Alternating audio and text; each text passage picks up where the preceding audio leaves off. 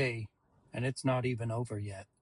It started this morning when I woke up at the crack of butt, like I do every day. Can I please just say that it has been scientifically proven that teenagers learn and test better when they go to school later in the day, which I suppose would be taken into consideration if school wasn't really just a government-funded daycare meant to keep kids occupied. I don't know about you, but I'm most prone to committing crimes between the hours of 6 a.m. and 3 p.m. Thumbs up. I eventually stirred to life after the fourth or fifth time hitting the snooze button. I stumbled into my bathroom and discovered I won't be going to school alone.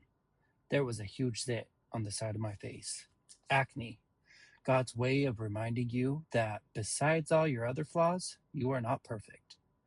Thanks for the heads up, God. Almost forgot. I got dressed, went into the living room, and no surprise, found my mom passed out on the couch. Only my mother makes every morning look like the morning after a Guns N' Roses party, when I know for a fact she was just watching Beaches on repeat last night. I yanked open the drapes and let the light in. Every day I hope this will inspire her to get off the couch. Every day I also worry the sunlight will finally cause her to burst into flames. Mom, wake up, I said, hitting her pillow.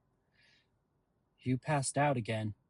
She jerked around under the blanket like a seal caught in a fishing net. What?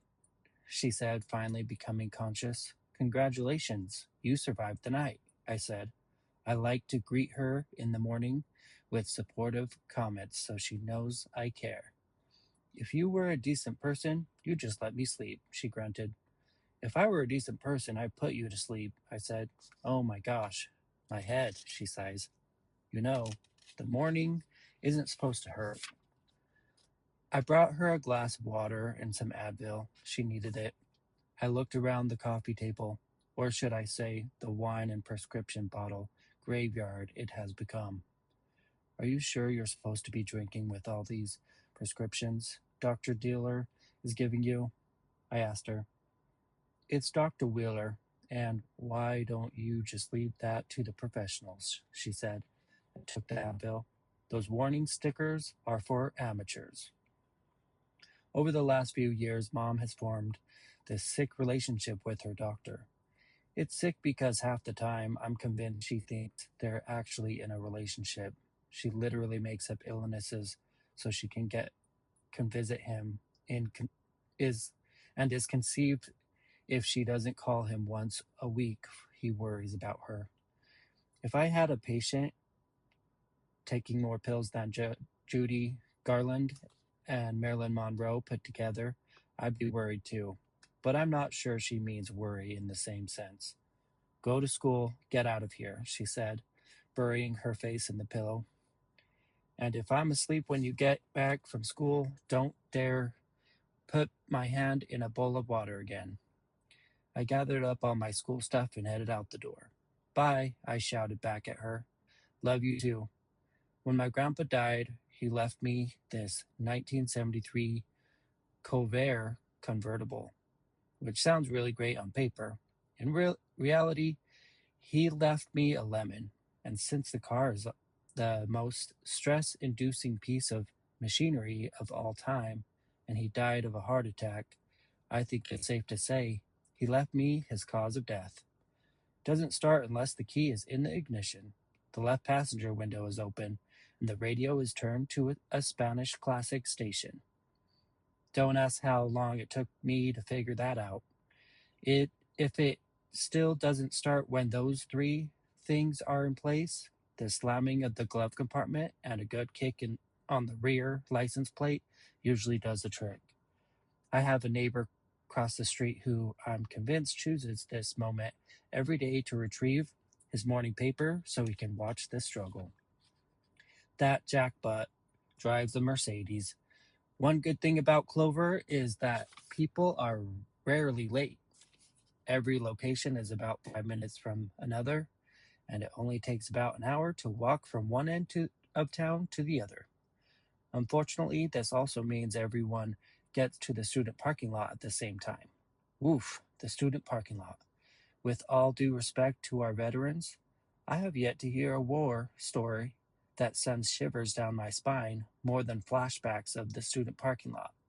It's a place where adolescents, most of whom haven't even lived a full decade of whipping their own butts, are given a key to huge pieces of machinery that can potentially kill many in a matter of seconds. Absolutely no traffic laws apply in the student parking lot. It's even every man for himself. Signaling, don't worry, I'm psychic and know where you're going. Speed limit, no need. The pedestrians should have heard you coming. Red zones, don't worry, girl. On the volleyball team, that means it's reserved for just for you. Parking spots, take yours or mine. Take several. Take as many as your Toyota Corolla needs. And if this daily war zone wasn't enough, survivors then make their way inside to an even more hazardous environment, high school. Society's bright idea to put all the naive, pubescent, aggressive youth into one environment to torment and emotionally scar each other for life. Way to go, society. Best idea ever. When I stop to think about it, there aren't many differences between a public high school and a state penitentiary. It's paid for by taxes. No one wants to be there. It's overpopulated. You make alliances in the yard. Shanking is frowned upon. At least in prison, you get out sooner for good behavior. Maybe if I could graduate earlier, I would filter what I say more. I'm sure my peers don't like being called cattle as I walk past them in the hallways. But if the hoof fits, get the heck out of my way. You walk slower than a turtle on crutches. Luckily for me, I made it out of the trenches alive today. I say trenches because if the smell in the hallways after lunch on burrito day isn't gas warfare, I don't know what it is. And into homeroom safely. Tragically, homeroom is Algebra 2. My algebra teacher, who coughs every 20 seconds for no reason and who is suspect plays with Barbies on the weekend, wrote an equation on the board. Whoa, whoa, whoa, I said, not able to stop myself. What is ? The I is an imaginary number, he said, and coughed. There are imaginary numbers now, I said in disbelief. Are there unicorns in the next lesson? Don't get me wrong, I'm a great student. If I'm having trouble with a subject, I stay after school and get the proper tutoring I need for it. Given that, I do believe I have the right to say, what the heck is Algebra 2? I understand we have a compete with China and Japan, but we also have to compete with Iran, and you don't see us in class learning to drill oil or make nuclear weapons, although I would take that class in a heartbeat. What grinds me the most is that we're sending kids out into the world who don't know how to balance a checkbook, don't know how to apply for a loan, don't even know how to properly fill out a job application. But because they know the quadratic formula, we consider them prepared for the world. But with that said, I'll admit even I can see how that looking at the equation x minus 3 equals 19 and knowing x equals 22 can be useful. I'll even say knowing x equals 7 and yes, y equals 8 in a problem like 9x minus 6y equals 15 can be helpful. But seriously, do we all need to know how to simplify x minus 3 times x minus 3i? And the joke is, no one can continue their education unless they do.